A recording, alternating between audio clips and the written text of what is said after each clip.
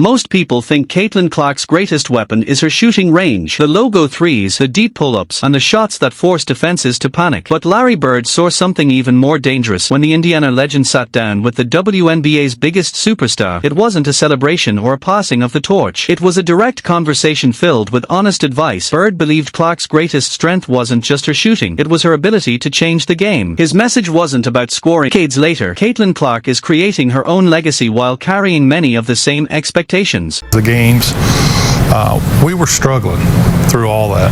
We wasn't playing our best basketball. French Lick was the kind of town where everyone knew everyone, and the local high school gym was the heart of the community. It was a place where big dreams felt far away, and leaving town to chase something greater was considered extraordinary. Caitlin Clark grew up in West Des Moines, Iowa. While it was a different state, the foundation was remarkably similar. Both were shaped by the values of the Midwest, a region where basketball isn't just entertainment, it's part of everyday life. In these communities, the game is woven into the culture, bringing families and neighbors together every season. When Larry Bird entered the NBA in 1979, professional basketball was facing one of the most difficult periods in its history. Television ratings were struggling, fan interest had declined, and the league was searching for a new generation of stars who could bring basketball back into the national spotlight. An Indiana basketball legend is back with the Pacers yet again. Today, the Pacers tweeting this picture of Larry Bird. Between two icons, it was a direct, honest conversation from one basketball genius to another. And whatever Bird told Clark didn't just influence her game, it helped shape the way she approaches the responsibility of being the face of an entire league. That raises an important question. What did Larry Bird recognize in Caitlin Clark that so many people are still missing? The answer begins with something they have always shared, their roots. To understand why Bird's words carried so much meaning, you have to look beyond basketball. This isn't just the story of a veteran mentoring a young superstar.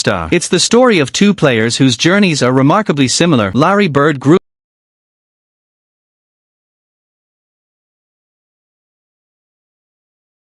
By the late 1970s, the NBA was searching for a breakthrough. Television audiences had fallen, casual fans were losing interest, and the league had yet to become the global powerhouse it is today. Professional basketball needed stars who could capture the public's imagination and make people care again. Larry Bird became one of those transformational figures. Alongside Magic Johnson, he helped redefine the league through unforgettable rivalries, relentless competitiveness, and a style of play that drew millions of new fans. Their impact extended far beyond the scoreboard. They helped elevate the NBA. The Caitlin Clark effect became impossible to ignore, but with that attention came intense scrutiny. Veteran players who had spent years helping build the league suddenly found themselves sharing the spotlight with a rookie whose popularity reached beyond traditional basketball audiences. Every game featuring Clark became a national storyline, and every hard foul or heated exchange sparked debate. One of the most talked about moments came during a June 20th. Clark about to take it to the bank. The Wall Street Journal reports the basketball superstar is about to sign a night.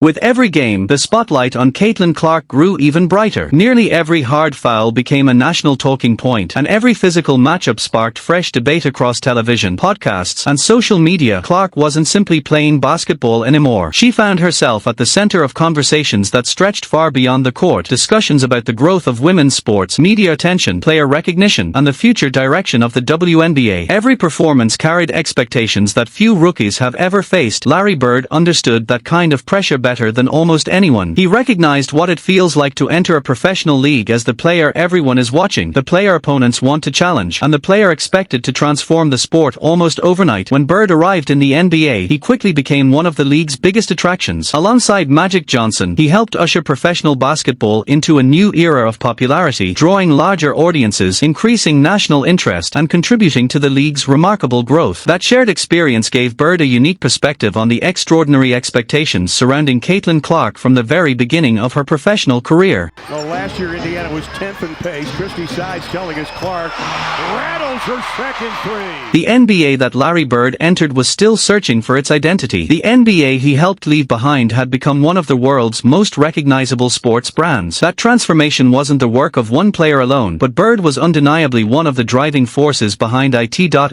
When Bird looked at Caitlin Clark, many believed he saw more than an elite scorer or a marketing sensation. He He saw a player carrying extraordinary expectations, someone whose influence could extend far beyond the stat sheet. The spotlight surrounding Clark wasn't just about winning games, it was about helping shape the next chapter of professional questions about officiating dominated sports talk shows, while every reaction from Clark became a story of its own. But Bird's philosophy has always been different. Throughout his career, he believed the greatest competitors didn't waste energy arguing with opponents or chasing every controversy. They answered everything the same way, with their performance. If the reported conversations are accurate, Bird's message was remarkably simple. Don't let the noise dictate your game. Let your play speak louder than every headline, every criticism, and every attempt to distract you. The scoreboard will always have the final basketball was asked about Larry Bird. The words legend, great, best, they were used often. Their message was simple. Don't waste energy trying to win the argument. Win the game. Don't answer critics with words. Answer them with performances so dominant that no response is necessary. The idea was rooted in a mindset that has defined many of basketball's greatest competitors. The moment an opponent can pull you into frustration, they've gained an advantage. But when you remain composed and continue to perform at the highest level, their strategy begins to fall apart. That approach echoed Larry Bird's own career. During the legendary Celtics-Lakers era, Magic Johnson captivated audiences with his charisma and infectious smile, while Bird built his reputation through relentless focus and ruthless competitiveness. He rarely let distractions become the story. Instead, he let his play deliver the message. Reports surrounding Bird's conversations with Clark suggest he encouraged her to embrace that same mentality, to channel every hard foul, every controversial moment, and every criticism into becoming an even more dominant player rather than allowing those moments to dictate her emotions. Bird's own experience gave that advice added weight. Like many young stars before her, he entered the league amid skepticism and resistance from established veterans. But as his success grew, so did the league itself. Larger audiences, greater revenues, and increased opportunities ultimately benefited players across the NBA. The same argument has often been made about Caitlin Clark's impact on the WNBA. Her arrival has brought unprecedented attention to the league, creating new opportunities through increased television audiences, ticket demand, sponsorships, and media coverage. From that perspective, Clark's success isn't just personal, it has the potential to benefit the entire league. More importantly, the reported advice wasn't about earning everyone's approval. It was about understanding that not every critic can be convinced. The only thing a player truly controls is their work, the P. When you went to the courts,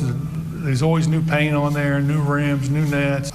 He's the first guy to show me how I'm supposed to put my hand on a basketball. The message, according to reports, was clear. Stop apologizing for your impact. Don't shrink yourself to make others comfortable. Embrace the attention, because attention is what helps a league grow. The sold-out arenas weren't happening by accident. Television audiences were reaching new highs, corporate sponsors were investing more heavily, and interest in the WNBA had expanded dramatically. Around the same period, the league also introduced charter flights for full-time team travel and negotiated a new collective bargaining agreement aimed at improving player compensation and working conditions. While many factors contributed to those developments, Clark's arrival became one of the defining stories of that period. The reported advice suggested that Clark shouldn't feel responsible for the discomfort created by her success. Instead, she should recognize that increased visibility and growing fan interest can create opportunities that benefit the league as a whole. Rather than viewing the spotlight as a burden, she could use it as motivation. But Bird's influence, if these accounts are accurate, extended beyond mindset. It was also about seeing the game differently. The biggest change wasn't something that always appeared in the box score. It was visible in the way Clark began to read the floor. Instead of feeling pressured to deliver a spectacular highlight on every possession, she increasingly allowed the defense to react to her presence. Every defender drawn toward her created space for a teammate. Every trap opened another passing lane. Every double team became an opportunity rather than an obstacle. Clark's greatest weapon was never just the deep three-pointer. It was the gravity she creates the moment she crosses half-court. Defenses are forced to extend farther than they ever want to, and that constant pressure reshapes the geometry of the entire game. When she embraces that influence instead of forcing difficult shots, she becomes even more dangerous, not only as a